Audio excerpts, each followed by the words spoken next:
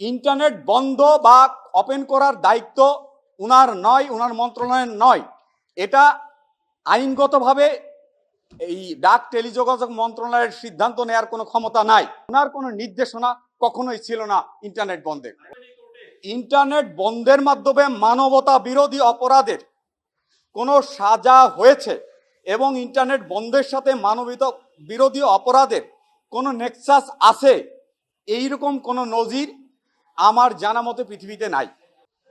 মানবতা বিরোধী এইরকম একটি অপরাধের জন্য যে ধরনের আন্তর্জাতিক স্বীকৃত পদ্ধতি অনুসরণ করা প্রয়োজন, সেই রূপ পদ্ধতি অনুসরণ ব্যতীত একটি একপাক্ষিক ইন্টারন্যাশনাল স্ট্যান্ডার্ড মেনটেন না করে ফরেনসিক টেস্ট করা হয়েছে এবং এরূপ টেস্টের মাধ্যমে যে ধরনের পদ্ধতি অবলম্বন করে সাক্ষ্য গ্রহণ এবং 200-র বেশি সার্ভিস ও ফিচারে লেনদেনের সব বিকাশ অ্যাপে সম্ভব।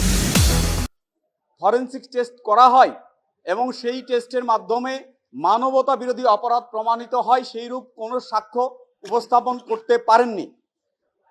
আর মানবতা বিরোধী অপরাধে এ পর্যন্ত পৃথিবীব্যাপী ইন্টারনেট বন্ধের মৌখিক নির্দেশনার মাধ্যমে মানবতা বিরোধী অপরাধ হয়েছে, এইরূপ একটিও অপরাধ পৃথিবীব্যাপী কোনো বিচার বা সাজা হয়েছে বলে এমন নজির নাই। এখানে যে নমুনা সংগ্রহ করা হয়েছে 64 জিবির, সেখানে কতগুলো নমুনা উনি সংগ্রহ করেছেন উনি উনার রিপোর্টে সেখানে উল্লেখ করেননি।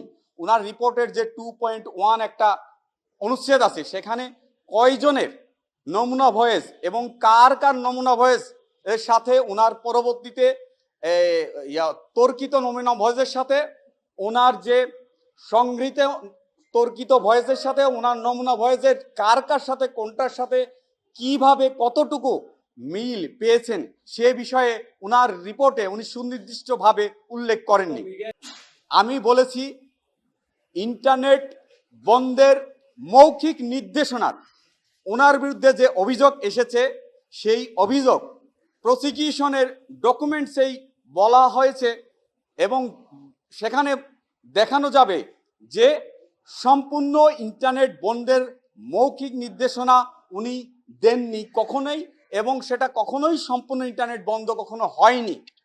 উনি যেটা বলেছেন ইন্টারনেট সীমিতকরণ, উনি ইন্টারনেট বন্ধের বিষয়ে সম্পূর্ণ ইন্টারনেট বন্ধের বিষয়ে বলেননি।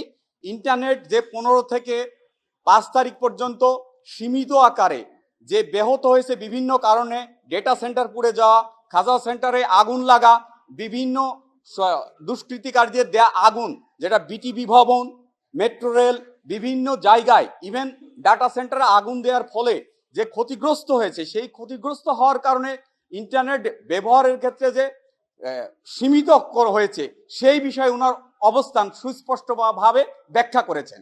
ইন্টারনেট বন্ধ বা ওপেন করার দায়িত্ব উনার নয়, উনার মন্ত্রণালয়ের নয়। এটা আইনগতভাবে এই ডাক টেলিযোগাযোগ মন্ত্রণালয়ের সিদ্ধান্ত নেওয়ার কোনো ক্ষমতা নাই। টেলিকমিউনিকেশন আইন অনুযায়ী এটা ওনার সিদ্ধান্ত নেওয়ার ক্ষমতা নাই। যাদের সিদ্ধান্ত নেওয়ার ক্ষমতা তাদের সাথে কনসাল্ট করে যে সীমিত আকারে সীমিতকরণ করা হয়েছে বা বিভিন্ন আগুন বা অন্য কোনো কারণে ব্যাহত হয়েছে সে বিষয়ে ওনার অবস্থান তুলে ধরেছেন, বাট ওনার কোনো নির্দেশনা কখনোই ছিল না ইন্টারনেট বন্ধে। ঘটনা প্রবাহ কি হয়েছিল সেটা বলেছেন? ঘটনা প্রবাহ উনি ঘটনা প্রবাহটা ওনার অবস্থান এবং ঘটনা প্রবাহটা উনি বলেছেন এবং শেষ পর্যন্ত ওনার প্রচেষ্টায় সম্পূর্ণ ইন্টারনেট উনি সবসময় চেয়েছেন ফুললি অপারেশনাল করা এবং সেইটা উনি সক্ষম হয়েছে 24 তারিখ থেকে। সে ভয়েস রেকর্ড, আমি বলছি ভয়েস রেকর্ডের যেভাবে ফরেনসিক টেস্ট করতে হয় সে উনার ভয়েস কিনা সেটা সুনির্দিষ্টভাবে প্রসিকিউশন উপস্থাপন করতে পারেনি।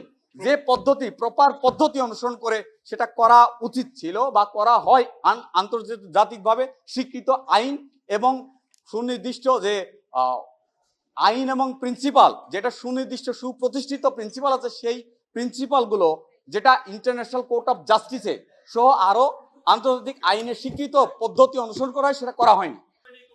ইন্টারনেট বন্ধের মাধ্যমে মানবতা বিরোধী অপরাধের কোনো সাজা হয়েছে এবং ইন্টারনেট বন্ধের সাথে মানবতা বিরোধী অপরাধের কোনো নেক্সাস আছে, এইরকম কোনো নজির আমার জানা মতে পৃথিবীতে নাই।